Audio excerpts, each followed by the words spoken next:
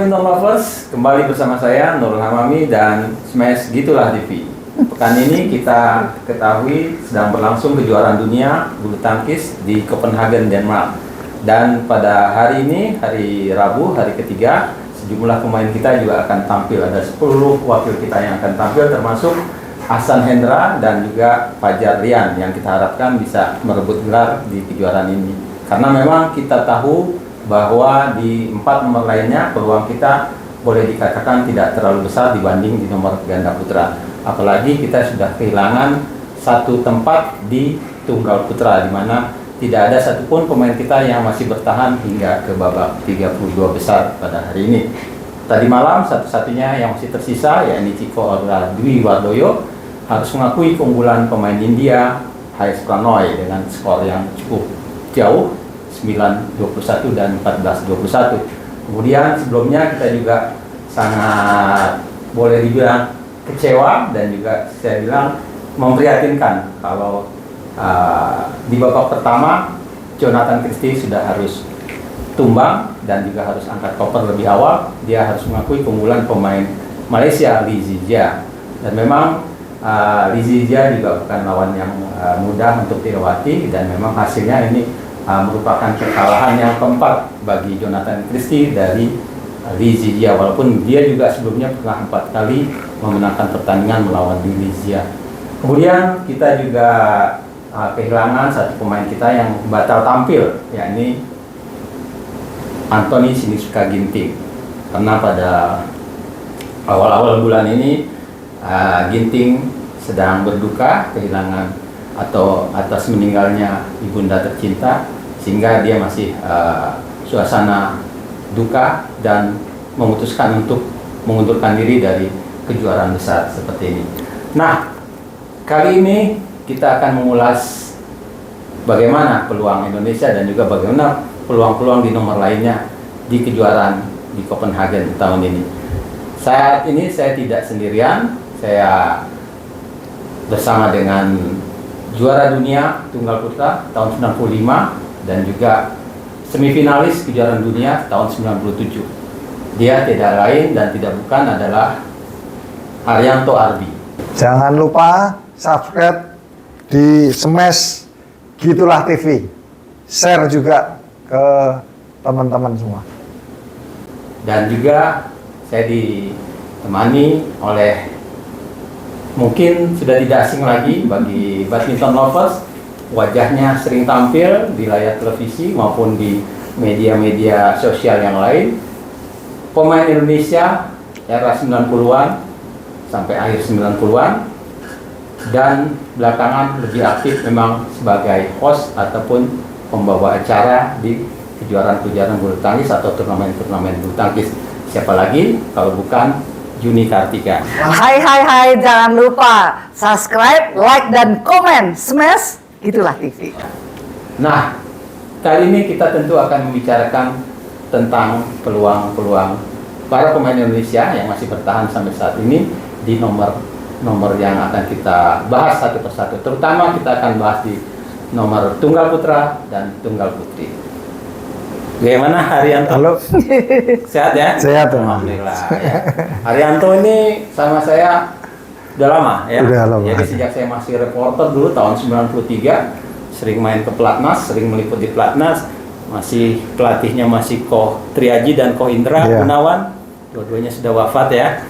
Jadi masih, dan saya bersama-sama Haryanto juga ketika di National Indoor Arena Birmingham ya, juara All England tahun 94 beliau, dan juga sama Juni Kartika sama-sama kita di National Indoor Arena. Kemudian 97 juga saya sebagai saksi ketika Haryanto tampil sebagai semifinalis walaupun gagal mempertahankan gelar di tahun 95 di Lausanne ya, Swiss. Nah, sekarang kegiatannya apa nih? Saya kegiatannya ya dagang aja. Dagang kan? Iya. Jadi kita ketahui bahwa Haryanto punya bidang usaha yang tidak jauh dari olahraga bulu tangkis juga ya. Kalau saya sebutkan nggak apa-apa ini karena channelnya channel bulu tangkis. Jadi beliau adalah ownernya Fly Power ya, Fly Power. Kemudian setelah bulu tangkis mengundurkan diri, jadi nggak pernah lagi main atau sebagai pelatih nggak ya?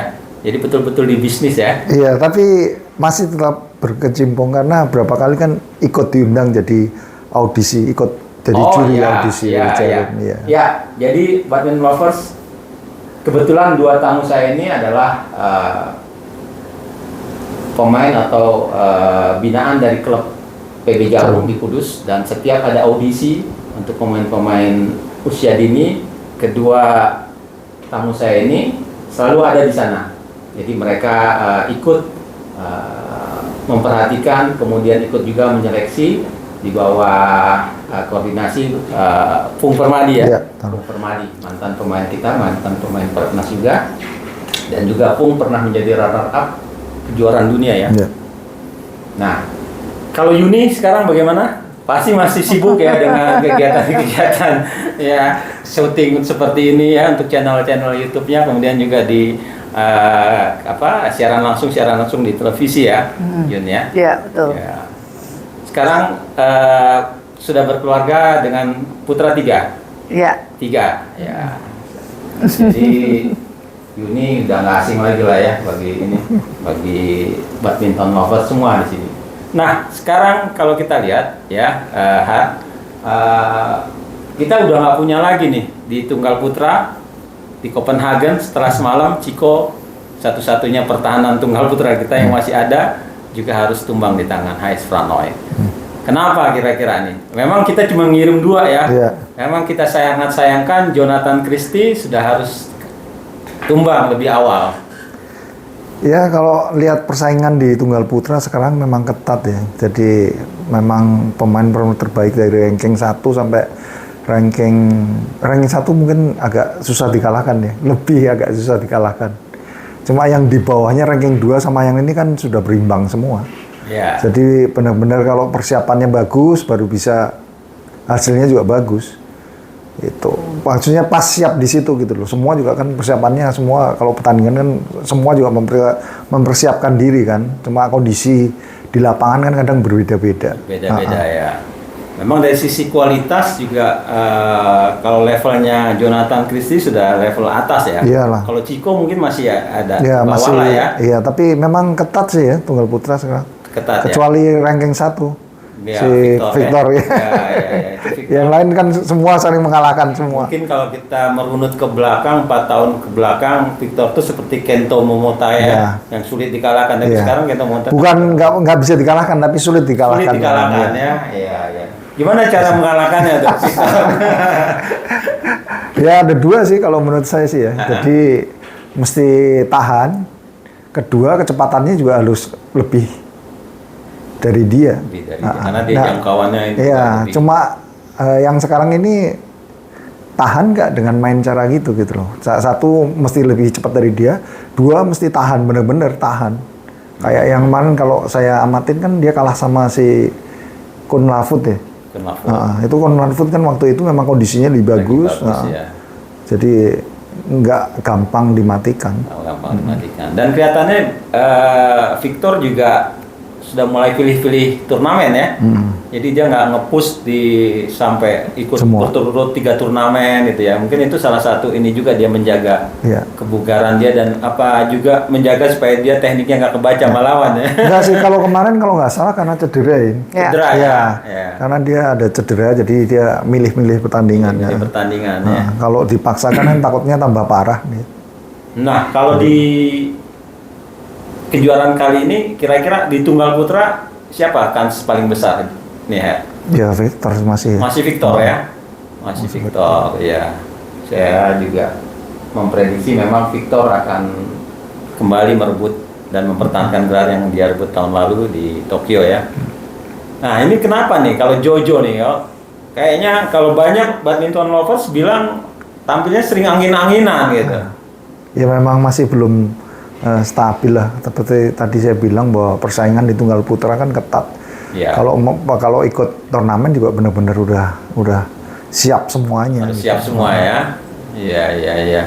Nah di bawah Jojo itu sebetulnya Chico udah lumayan ya, kemarin juara di Taipei ya. Kalau menurut Yuni gimana di tunggal putra nih sekarang nih? yang Indonesia miliki. Memang kita cuma punya 2 yang artinya levelnya sudah oke lah ya sebetulnya, Ginting dan Jonathan ya. Di bawahnya memang baru Chico yang kelihatan ya. Vito kita lihat juga sering nggak stabil gitu ya, sering ya kadang bagus kadang anjlok dia gitu. Ya memang kalau kejuaraan dunia ini sayang Ginting nggak ikut ya, karena sebenarnya peluang yang menurut saya besar juga ada di Ginting. Cuman ini kehilangan ibunya, kita berharap ya tidak sampai jauh ya. Maksudnya kadang kehilangan seorang ini nggak gampang ya, mengganggu karirnya. Tapi ini kita berharap tidak terjadi untuk Ginting. Ya kalau untuk Jojo betul masih nggak stabil, mungkin karena dia juga pemain rally ya. Pemain rally ini dalam sistem rally point memang harus mainnya safe. Nah mainnya safe dengan serangan tipe-tipe pemain yang sekarang ini sangat cepat. Ini nggak gampang untuk diantisipasi, dan kita melihat bagaimana dia sendiri mengatakan maksudnya ya kayaknya belum bisa dia baca mainnya, kenapa dia nggak bisa keluarin pemainan terbaiknya. Tapi mungkin itu karena memang ya kalau punya serangan setidaknya kayak Ginting kayak Hari lah punya serangan gitu ya. Nah, itu kan udah senjata. Kalau dia lagi nggak enak dia bisa nyerang dulu, bisa ada poin lah yang untuk diambil. Tapi bagaimana dengan pemain rally kan, dia tetap harus ngolah bola untuk bisa mendapatkan angka. Nah mungkin challengingnya bagi Jojo di situ bahwa dia punya tubuh yang lebih fit, dia punya kesiapan lah dari seluruh fisiknya. Oke, tapi kan di dalam permainan rally point ini susah. Kalau dulu pindah bola masih boleh lah ya, rally mati masih pindah bola, mati masih pindah bola. Ini tidak ada kesempatan, dan itu kehilangan 3-4 angka tuh udah bikin panik. Udah bikin pemain juga jadinya tegang, jadinya tidak lebih tenang gitu kan. Nah, ini kan arah bola bisa nggak enak kalau kita nggak tenang. Kitanya ya secara pemikiran, mindset, kemudian mentalnya. Ini kan menjadi super sulit karena gabungannya udah lebih banyak Mas, nggak cuma masalah teknik semata kalau rally point ya. Ini macam-macam di dalamnya gitu. Jadi prediksi menang kalahnya benar. Nah, kalau Victor benar kata Hari, dia punya satu kualitas yang di atas rata-rata dibandingin yang lain. Oleh karena itu chance dia untuk menang menjadi jauh lebih besar ya iyalah. Siapa yang bisa kuat? Yang tahan dulu lah ngikutin dia. Segede gitu, seulek gitu, mau main apa? Mau main rally? Oke, mau main nyerang? Oke, mau main apa dong? Gitu kan.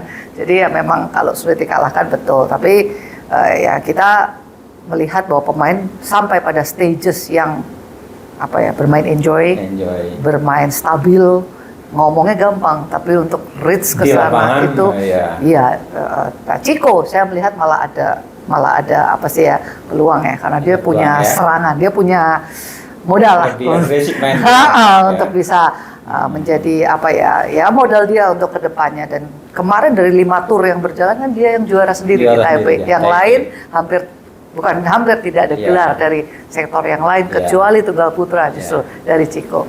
Si Jojo hanya finalis ya di Korea ya. Di Jepang. Di Jepang ya. Kalah sama Victor. Kalau kita lihat sebetulnya permainan Ginting juga udah oke ya. Kalau kita lihat yang terakhir ketemu sama Victor kan, Victor dibuat kewalahan juga kan ketika main bola-bola nettingnya Ginting ya. Iya betul, dan kalau bolanya kenceng, Ginting lawan Victor bisa ada serangan, bisa nggak usah rally panjang, nggak usah tahan-tahanan lah. Ibaratnya dia ada spekulasi untuk bisa mengambil angka, gitu kan. Jadi ada probability menangnya ya di situ. Iya. Memang banyak juga pengamat yang bilang bahwa Ginting sebetulnya sudah komplit ya teknik-teknik pukulannya ya. Cuma kadang-kadang kurang ditunjang oleh kebugarannya ya, itu yang bikin dia sering sering kehilangan fokus ya.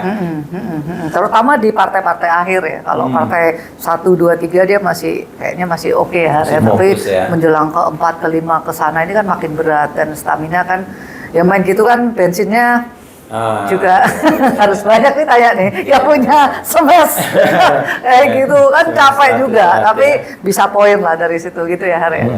Tapi kalau bolanya pelan, waduh, rada mabok sedikit ya Har ya. Iya, menarik ya dari Yuni. Jadi badminton lovers ini penjelasan Yuni sangat beda sekali ketika saya masih di lapangan dulu tahun 93. Yuni ini paling susah ditanya oleh wartawan. Paling beliau menjawab ya nanti gimana di lapangan, gitu kan. Bagaimana nanti lihat aja Mas. Kita tanya dulu. Termasuk Yuni nih agak sulit untuk dikoreksi. Mas, sebenarnya tuh lancar sekali ngomongnya. Kak, Dari saya malah. kita sampai pada satu kesimpulan memang sebenarnya pemain-pemain ini bisa menjawab. Cuma ketika menjelaskannya itu nggak gampang. Nggak Jadi gampang. emang harus ada perpaduan antara komunikasi, ya kan? Sama jadi pemain. Iya. Udah tahu di kepalanya. Tapi keluarnya susah gitu ya. Ya, Ya. kurang lebih gitu. Ya, Yuni ini juara invitasi dunia junior tahun 90 Yun ya. Iya, Waktu itu final lawan siapa Yun? lawan China. Jadi Camilla Martinnya kalah dulu. Oh, Camilla kalah ya? Kalah sama si China itu, saya lawan China di finalnya. Finalnya ya. Nah, setelah Susi Susanti juara tahun 93, Yuni juga ada di situ ya, main ya, juara dunia 93. Susi main saya belum. Belum ya? Oh, 93 belum? Jadi, kita setelah Susi tahun 93 terakhir juara dunia, belum pernah ada lagi Juara dunia senior. senior. Oh main, kalau Main senior kan main 93 terus, ya. main terus. Aku pikir lagi ngomongin Jadi junior. sampai babak, Saya kayaknya pernah semi sekali. ya, semi Tapi ya. nggak inget di tahun Itu kapan. yang lawan Korea ya, lawan Korea ya. Dia nggak ingat Siapa, saya lupa tahunnya. juga namanya tuh. Kalau yang diinget kan yang juara ya. Kalau Iya. cuman semi sama final nggak diinget. Jadi Yuni ini juga pernah beberapa di Malaysia Open terfinalis ya tahun Final. udah lama sekali ya. 90 Pokoknya saya berapa tuh ya? 92 ya. 92 itu Sebelum kalah kejuaraan sama dunia Huang ya? Hua. Oh, Kalau iya. Indonesia Open sampai semi itu berapa kali? 4 kali ada kali. Pokoknya kalahnya sama Susi terus. Sama Susi sama Mas Susi, Sarwenda. Sarwenda, Sarwenda. ya antara itu. Tapi Iya. paling sering Mas Susi. Sama Susi ya. Ya, jadi memang mungkin Yuni tanda petik ya hidup di generasi yang sama. Kurang lahirnya kecepatan. Jadi dia bersaing dengan pemain-pemain yang pada saat itu memang cukup udah punya hebat ya. Ada Huang Kita Hua ya, rankingnya Cina. rapat waktu Segenerasi itu. sama Ye Zhou-ying juga ya. Ya. Kemudian Tang Ji-hong masih sempat main kan ketika Main. Yuni udah main juga ya. Masih ingat loh dia. Hebat. Dari kita ada Susi Dari sendiri. 93. Makanya. Dari 93 Dari kita udah ada hafal. Susi sendiri ya kan. Kemudian Susi. masih ada Sarwenda masih Nah, main ya kan. Betul. Ya, kemudian setelah itu muncul Mia Udina. Nah, Nah, Mia Udina kemunculan Mia Udina paling spektakuler ketika merebut Piala Uber Uber. 94 ya. betul. Mengalahkan Zhang Ning di Istora ya, di Iya. partai kelima yang menentukan. Dan Yuni termasuk di squad itu ya, Ya, saya tunggal kedua. tunggal kedua ya. Waktu itu tunggal kedua saya, tunggal pertama Susi. Susi, Tunggal ketiga itu Yuliani. ya Yubing ya. Kak Ayu Bing, Nah. tunggal keempatnya Mia. Iya ya. Tapi lawan Zhang Ning itu rekornya baik pun saya pun si Yubing ini nggak terlalu baik juga. Jadi makanya Mia yang dipasang kita Iya. yang si Yubing yang naik yang kedua, terus Iya. biar Mianya main ketiga. Tiga. Kemudian yang 96 di Hong Kong Saya nggak ikut. nggak ikut ya? Oh sebelumnya malah masuk tim ya? Ya, 92 sebelumnya itu semifinalis. Semifinalis Oh, kita itu, ya. itu senior kalau itu. Senior. Saya juniornya. Iya. Nah, sekarang kita kan setelah 93 ke 2023 berarti sudah 30 tahun ya kita nggak punya juara dunia ya setelah Susi, dan memang kita sedikit sekali hanya selain Susi kan Ferawati Fajrin tahun 80 ya. Iya, iya. Itu yang kita jadi jauh sekali ya ininya ya, gapnya ya Iya. di putri ya. Nah, sekarang ada Gregoria Mariska Tunjung dan hari ini dia akan tampil menghadapi pemain Singapura, Yeo Jia Min. Kira-kira gimana? Kalau saya peluang Gregoria di kejuaraan kali ini? ngomongin tunggal putri, kalau dibandingin ke tunggal putra kurang fair. Karena menurut saya tunggal putri memang ada dalam tahap naik, walaupun naiknya mungkin dari titik yang bukan di atas gitu ya. Tapi ini lagi berusaha naik. Menurut saya sih malah sudah lebih baik prestasinya. Walaupun jangan di-expect untuk 5 besar gitu, enggak sih ya. Beda gitu dengan tunggal putra. Tapi saya merasa ada grafik yang naik ketika Grego sudah mulai kemarin, mulai dari Australia Open lah. Bagus ya? Mulai bagus, mulai bisa ngalahin beberapa pemain dunia. Ini sinyal yang bagus daripada sebelumnya kita beneran nggak punya orang yang ada di top 10. Kita beneran mau masuk 20 aja susah gitu ya. Sekarang ada Grego 1, ada Putri KW, belakangnya masih ada Komang dan kawan-kawan. Ini sih sangat positif. Cuman harapan saya bisa ditarik sampai sejauh mana nih ketika sudah di 8. Karena ini 4 besarnya udah goyangnya susah banget nih 4 besarnya. Terutama An Seong, Chen Yufei, Akane, terus kemudian satunya Tai Tzu-ying. Ini ratu-ratu. Padahal Tai Tzu-ying udah agak lebih senior dari mereka-mereka yang udah usianya lebih tua ya, 29. Jadi tapi buat mereka dikalahin tuh kalau udah ada 4 ini rada nggak gampang kayak gitu. Saya berharap sih Grego bisa naik pace-nya ya, dan dia kita lihat dengan pergantian Indra Wijaya pelatih ini. Ya kita akan lihat nih hasilnya, mudah-mudahan lebih positif ya kan. Cuma kalau lihat grafiknya malah menurut saya malah naik dibandingkan itu sektor yang positif lain. dari pelatihan Indra Wijaya ya? Iya, dan saya melihat kok Grego emang ada modalnya kok Mas. Tinggal waktunya aja dan dia maunya sampai di mana ya. Karena memang Putri lebih susah lagi. Nggak ada kata bisa nyerang kayak permainannya Hari yang bisa sekali smash mati. Susah tunggal Putri. Ya. Memang harus ngadu. Harus beneran harus kuat dan fisik. Benar, dan posturnya negara lain kan ya mungkin Jepang lah ya perkecualian. Tapi yang lain kan posturnya tinggi, jangkauannya kita lihat seberapa efektif tuh An Seong kalau sudah ngelangkah cuman butuh berapa langkah gitu aja kan. Jadi ini ya agak gampang, tapi saya lihat kalau dia bisa 10 besar terus 5 besar lah, ini juga akan menarik yang bawah kan. Harapannya tarikannya biar banyak kan ke atas gitu kan. Jadi kualitas tunggal putri di Indonesia bisa naik signifikan. Yang kita mau kan ujungnya di dunia. Kalau ujungnya cuma masuk pelatnas, ya itu belum tepat lah ya. Saya rasa kalau dia bisa masuk ke 5 dunia, yang lain bisa nyusul, ini sangat progresnya sangat baik. Jadi tunggal putri juga bisa ada sumbangan gelar lah, nggak ketinggalan sama sektor-sektor lainnya. Kayak tunggal putra kan sangat baik, ganda putra juga apalagi gitu kan. Ganda putra ya. Apalagi ganda putra gitu sih. Nah kalau gitu kalau untuk tahun ini menurut Yuni di Copenhagen di tunggal putri kira-kira siapa yang akan? An Seong. Kalau bicara paling siap. Bukan Akane. Karena An Seong tahun ini selalu masuk semifinal. 7 gelar ya dia, kalau salah ya. Semifinalnya 1, sisanya finalis. Final semua ya. Kurang hebat apa itu? Iya. Ya dia mengingatkan kita pada Tai Tzu-ying yang dulu ya, yang ratu bulu tangkis masih muda ya An Seong ya. Masih muda. Dan kita lihat karakter bermainnya juga tenang, anaknya tenang gitu loh. Iya. Dan ya, ototnya ada loh. Ototnya ada. Terus dia tahu kapan timing bisa mau nyerang, kapan mau dia panjangin dulu. Ya dengan umur segitu udah punya kualitas kayak gitu, ya ini tahunnya dia sih. Kan tahun lalu dia tuh semifinalis, juaranya Akane, runner up-nya Chen Yufei. Ya muter-muternya lah. Mungkin perkiraan saya di situ. Itu sih. Iya. Jadi sepertinya kita harus menunda dulu. Enggak tahun ini kali ya Yun ya. Wah, miracle can happen lah ya, mudah-mudahan ngarep. Saya masih tetap ngarep. Kejutan itu biasanya di Olimpiade bisanya. Lebih banyak ya Har di Olimpiade nih. Kejuaraan dunia sudah tiap tahun sih. Dulu. Tapi memang saya lihat setelah dipegang Indra Wijaya, ini ya tunggal putri ada ya walaupun sedikit tapi kelihatan ya. Prosesnya. Move-nya tuh si Gregor udah oke ya.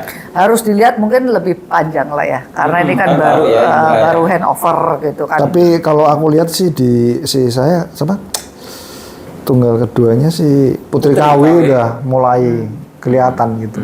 Kemarin kan sempat berhenti ya tuh, dia yang polisi. Ya ini kan udah balik lagi. Kayak kemarin kalah juga kan kita apresiasi ya lah kalahnya kan, gitu udah bisa ngelawan gitu. Iya benar. Nah kalau di tunggal putra badminton lovers kita baru punya 6 juara dunia ya.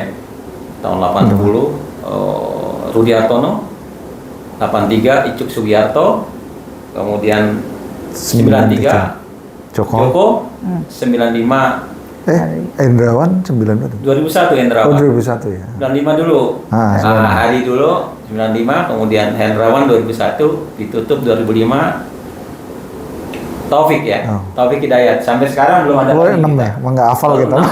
Baru 6. Itu setelah kejuaraan dunia sejak tahun 78 pertama di Malmo ya. 77 di Malmo Swedia ketika Federasi BWF dan IBF bergabung. Situ mulai kejuaraan dunia yang pertama di Malmo Swedia. Kalau yang zamannya saya 2 tahun sekali. Ya. Kalau sekarang kan setahun ya. Nggak tahu sejak kapan. Sejak 2003 kemudian 2004-nya ada Olimpik Athena. Mulai itu setahun sekali. 2005 ya mulai setahun sekali. Kalau dulu kan 2 tahun sekali dan digabungkan dengan Sudirman. Iya, betul, bareng. Pertamanya malah 3 tahun kan, 77 ke 80, 80 ke 83. Habis itu baru mulai 2 tahun. Nah, sampai di hari tahun 95 dan 97. Ya, kalau kita lihat dibandingkan kejuaraan All England dengan kejuaraan dunia lebih mana ininya? Nah, lain-lain ya. Sama sih bergengsinya. Cuma dulu kalau saya sih, dulu kalau latihan kan, dulu kayak Lim Swee King kan patokannya, dulu kalau di PB Jarum kan Swee King. Dia bilang kalau rasanya juara online rasanya itu lain gitu. Kalau lihat sejarah sama kita di kecilnya kan sudah ditanamin bahwa wah mesti kayak Swee King nih, juara England ini gitu. Jadi rasanya kalau saya sih ya sama sih, lebih lihat sejarahnya sih All England juga bergengsi juga gitu. Bergengsi ya. Ya memang kejuaraan dunia tidak resmi lah ya, All England itu ya. Dan Yuni beberapa kali juga main di All England ya Yuni. Main All England. Nah kalau kita udah bicara di tunggal putra, kemudian di tunggal putri, sekarang kita coba lihat, betul nggak? Kalau saya sih memprediksi kita peluang besarnya di ganda putra. Menurut Yuni gimana? Tapi kemarin targetnya 3 medali emas loh. Gitu ya? Iya, 3 gelar. Targetnya iya. Gimana Yun? Kalau saya sih memprediksi gitu, peluang terbesar memang ada di Fajri ya. Tapi sayang mereka harus kalau terus lolos sampai babak ketiga kan sudah ketemu di quarter final ya. Iya, betul sekali. Harus saling menjatuhkan tuh. Padahal itu 2 andalan kita ya. Di usia yang udah nggak ideal lagi untuk ukuran atlet, Ahsan Hendra masih ditakuti ternyata ya oleh pemain dunia ya. Benar. Gimana prediksi Yuni? Kalau realistis iyalah berdasarkan ranking juga kita yang terbaik kalau harus di compare dengan 5 sektor ya ganda putra. Yang paling banyak di top 10 tuh ya ganda putra. Tapi masalahnya memang di tour yang kemarin ini kurang maksimal ya prestasi mereka, bahkan tidak ada gelar. Itu catatan sebenarnya karena berkumpulnya pemain-pemain terbaik ganda putra ya di Indonesia, tapi harusnya paling tidak harus ada gelar sebetulnya dari 5 tur Asia kemarin ini. Tapi itu dengan tidak adanya gelar ya ada persiapan setelah itu, bolong dulu persiapan kejuaraan dunia. Nah, kita berharap mereka memberikan persiapan yang terbaik ya untuk kejuaraan dunia. Tapi bagi seorang pemain kadang tuh kalau lagi nggak enak mainnya, lagi belum bisa ketemu tuh pace-nya, nah, main di kejuaraan sebesar ini, kejuaraan dunia gitu ya, ini challenging. Tapi kan semua pemain akan dihadapkan kadang-kadang dalam situasi yang seperti itu. Dia lagi nggak enak, tapi dia harus main di kejuaraan penting. Jadi di situ nanti menurut saya yang akan menentukan mereka bisa juara apa tidak, mereka bisa melewati itu apa tidak. Karena ini ngomongnya soal kepercayaan diri yang mereka harus bangun ketika nanti di belakang turnya ini mereka nggak dapet, gimana nih malah di kejuaraan yang penting seperti kejuaraan dunia. Kalau bisa drawing ya pasti ketemu, karena yang ranking satunya pasti udah stay di situ seedingnya, yang lain diundi, ya kan. Jadi ya pasti mau nggak mau ada aja nanti yang ketemu itu sudah bagian dari takdir kali ya Mas. Lagi mana? Banyak sih soalnya kita wakilnya terbanyak lah kalau untuk sektor ganda putra. Tapi saya lihat tuh negara lain ganda putranya mulai maju. Sudah mulai ya. Mereka pace-nya bagus banget ini menjelang Olimpiade. Ini harus realistis lah ya kita melihatnya seperti itu. India nih yang paling menurut saya malah Ranki Reddy sama Seti ya, mainnya makin menggila ya belakangan ini ya. Benar. Jepang juga ya, Takuro Yugo itu juga raket-baya, dan secara umur tuh mereka memang dalam usia yang ya ready memang untuk ke Olimpik ya. Olimpik ya tahun depan. Memang ngomongin konsisten nih susah Mas. Susah. Dulu ganda putra banyak tapi ada yang konsisten terus. Ya kan, kalau nggak si Minion, ya si Dedis, mau dikemanain juga gantian aja lah juaranya. Nah, ya, sekarang yang di bawah ini harus bisa nerusin tongkat estafetnya gimana. Kalau saya ngeliat Dedis, betul ditakuti, tapi umur juga nggak bisa dibohongin. Mereka juga harus, iyalah, maksudnya pengalaman ada, tapi kan butuh juga modal ya. Modal fisik, stamina itu juga dibutuhkan. Final tahun lalu kejuaraan dunia, Ahsan Hendra juga kelihatan memang kalah di fisik ya, sama Aaron Chia dan Sohuyik ya. Penurunannya adalah pasti kecepatan yang apalagi mereka habis main lawan Fajri ya di semifinalnya kan, yang habis-habisan di situ justru waktu itu ya tahun lalu ya. Ya, memang kalau kita lihat di ganda putra, Ahsan Hendra merupakan pemain atau pasangan yang terbanyak ya meraih gelar ya di ganda putra ya bagi Indonesia ya. 3 kali mereka juara ya. Iya, betul. Jadi tahun 2013, 2015, 2019 ya, dan 2022 finalis. Betul. Dan Hendra yang cukup fenomenal ya, pernah juga juara dunia dengan Markis Kido, dan pernah juara Olimpiade 2008 di Beijing sama Markis Kido juga ya. Betul. Nah, ini pemain memang komplit ya. Nggak tahu makan apa kecilnya nih. Baiklah, badminton lovers, nggak terasa ngomong-ngomong kita dengan Yuni Kartika dan juga dengan Herianto Arbi sudah berlangsung lebih dari setengah jam ya, 30 menit ya. Di tengah-tengah kesibukan Hari dan juga Yuni di siang hari ini, alhamdulillah keduanya masih bisa menyempatkan untuk saya wawancarai dan untuk badminton lovers di Gitulah TV. Nah, sebelum saya tutup, saya dari Gitulah akan memberikan cenderamata. Jangan dilihat nilainya, tapi dilihat bahwa kami sangat sayang kepada Yuni dan kepada Hari. kita juga sayang nih, udah lama kan liput. Ya, kenapa Mas tuh namanya Smash terus Gitulah TV gantian dong, akhirnya kita tanya. Ya, kalau kenapa kami milih Smash, ya kan memang tujuan atau serangan utama, tujuan akhir dari serangan utama main badminton kan Smash ya. Jarang kita mematikan untuk mengandalkan permainan net atau permainan lob, tapi begitu dapat kesempatan kita Smash untuk mematikan. Dan Hari adalah bergelar Smash 100 watt. Ya. Itu nggak 1000 watt ya. Strom sendiri tadi. Koslet ya. Kalau Yuni memang bukan Smash, tapi chop-chopnya dikenal, dan saya lihat waktu saya masih di lapangan dulu memang luar biasa. Jadi susah ditebak lah, mau dicop kemana lawan agak gugup juga gitu, nggak tahu arahnya kemana gitu ya. Sangat konsisten di situ ya, Yuni ya. Tapi seperti saya bilang, Yuni mungkin hidup di generasi yang salah. Di situ banyak pemain hebat ternyata ya. Nggak apa-apa Yuni ya. Tapi sekarang kan beliau nih udah cukup piawai membawakan acara-acara di televisi maupun di media sosial yang lain. Nah, ini kami punya kenang-kenangan. Yang ini lucu amat sih. Iya, gitulah buat Yuni. Asik. Nah, bisa dibuka ya. Bisa ditunjukkan kepada badminton lover. Oke. Nah, ini Hari. Sip. Ya. Gitulahnya nih loh yang bikin lucu. Jadi, kalau udah ini kan sama-sama hitam kan? Nah, iya. Warna fly power ini. Cocok. Nah, terima kasih Mas. Makasih. Ya, terima kasih ya, Yuni, Hari. Mudah-mudahan kita nggak ketemu sekali ini aja, masih bisa di kesempatan berikutnya. Cocok. Begitulah kabar dari kami dari Gitulah TV. Salam badminton.